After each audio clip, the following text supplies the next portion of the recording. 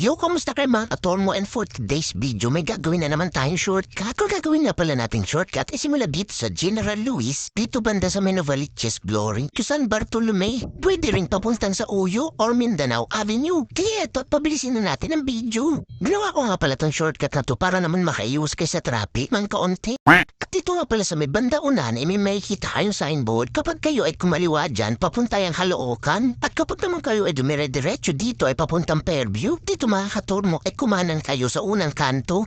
Paalala ko lang sa inyo bago kayo pumasok dito ay tingnan mo muna kung may palabas kasi medyo masikip yung daanan dito. Bigayan lang tayo. O sasabihin ko na ba, huwag kang piling lokal. At hindi ko nga pala alam kung nagtatraffic ba tong daan na to. Comment nyo na lang dyan kung nagtatraffic ba dito para alam nila. Basta ang alam ko lang shortcut to. Oh, nakita nyo ba yung hams na yun? Medyo invisible nga pala yan, baka hindi mo mapansin. Kaya ito pa yung isa, ay siguradong itlog nyo dyan ay mapipisa. At eto pa may umabol pa. At eto nga pala ang ating dinadaanan pa sa College Street. Medyo napapansin ko na marami pala talagang humps dito. Mga ilang di pa pala meron na ulit. Kaya mukhang hindi safe ang mga itlog nyo. Oh no!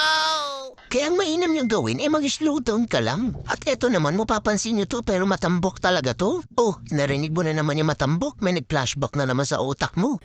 Yeah, boy. At pagdating nyo dito sa may banda unahan, pumasok kayo sa North Wind Subdivision. Huwag kayong magdalala kasi walang bayad dito na 5.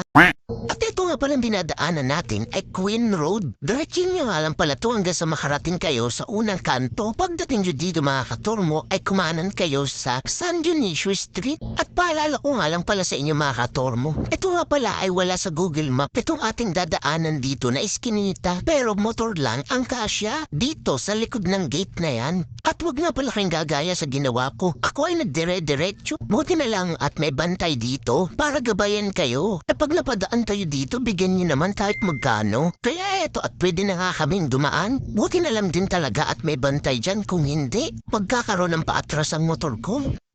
At huwag nga pala kayo masyadong hahataw. Baka kasi kayo yung hatawin ng mga naglalakan sa gilid pag nasagi nyo. Paglabas ng mga katormo ay huwag kayong kakaliwa. Dumiretso lang kayo. Ito nga palang ating dinadaanan ay Dormitory Street. At dire-diretsin nyo lang to hanggang sa makarating kayo dito sa pinakadulo. Dito ay kumanan lang kayo sa Gozong Street. At oo nga pala paalala ko lang sa inyo, ginawa ko lang tong video na to para doon sa mga hindi pa nakakaalam. At syempre kung alam mo na, abay share mo na lang para marami pa tayong mailigtas na itlog. At dito nga pala mga katormo ay may madadaanan kayo tulay. At paglagpas nyo dyan, kayo ay kumaliwa dito sa Violet Street. Tapos kumana naman kayo dito sa Rainbow Street. At dire-diretsin nyo nga lang pala tong Rainbow Street hanggang sa makarating kayo dito sa Pablo de la Cruz Street.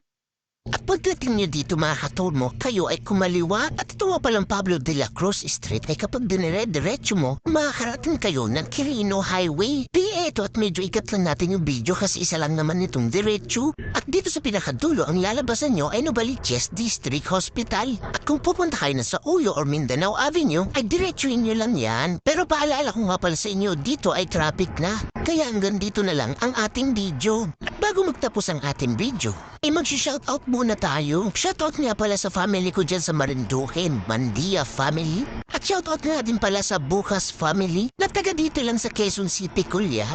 At syempre shoutout na rin sa mga tropa ko dyan sa Luzon Avenue at sa Pilcoa. So saan naman ang next natin shortcut? Comment mo naman.